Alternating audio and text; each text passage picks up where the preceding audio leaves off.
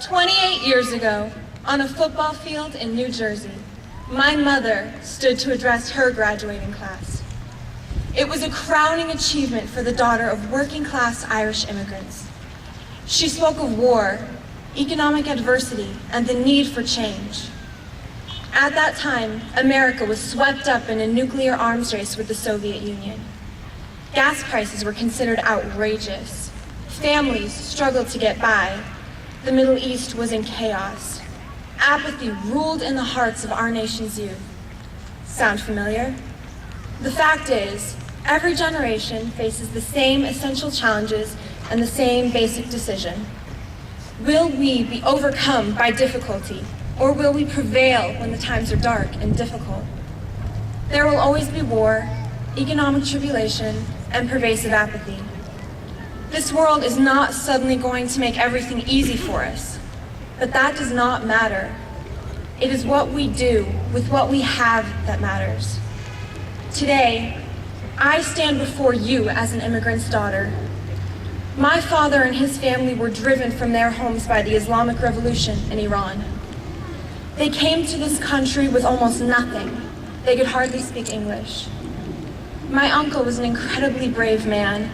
He snuck back into Iran, risking his life to retrieve valuable possessions to sell, and to retrieve something priceless, our family photos.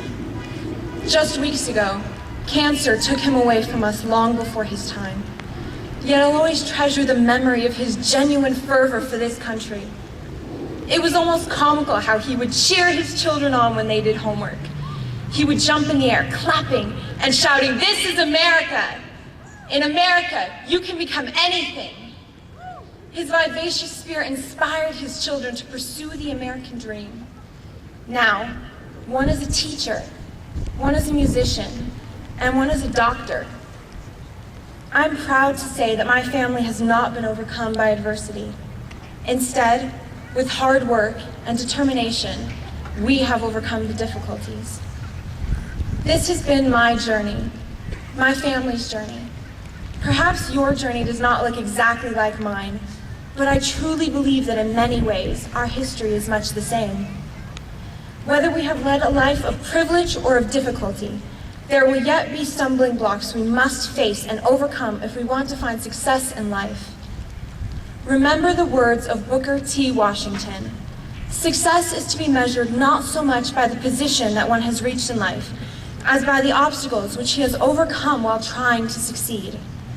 It is how we face our obstacles that will make us different. If we are passionate and determined, we can accomplish anything. We should aspire to follow in the footsteps of those who have done just that. William Wilberforce was only 19 years old when he began his political career. Although just 5 feet tall and chronically ill, he almost single-handedly ended slavery in the British Empire.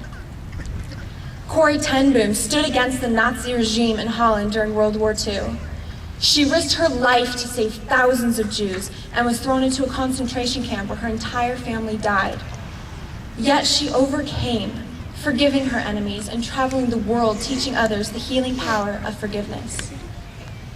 Recently, I met 25-year-old Nick Vucic from Australia.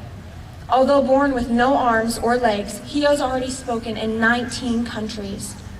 His message is simple. Don't tell me your life is too hard. You can overcome.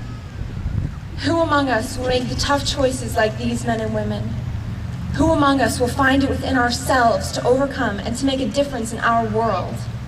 The answer is, all of us can. The question is, how many of us will?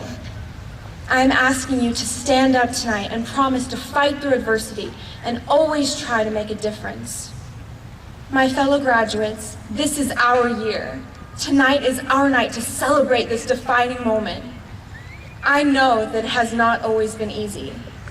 Each and every one of us has faced trials, but whether or not we realized it before this moment, right now we are here in our caps and gowns because we have overcome those difficulties. That is an accomplishment worthy of praise. It should make all of us even more proud to be here tonight in our slightly wet Toro blue. We are all searching for our place in this world. Perhaps you're like me, Still not entirely sure where or what that is. But in all our searching, let us not forget my uncle's encouraging words. This is America. In America, you can become anything. In America, the victorious underdog is the most celebrated of all. No dream is too big, no ambition too lofty. So don't live down to expectations. Go out there and do something remarkable. As for me, I'm proud to be an immigrant's daughter, thrilled to be living the dream, and confident that each and every one of you can live your dream too. After all, this is still America.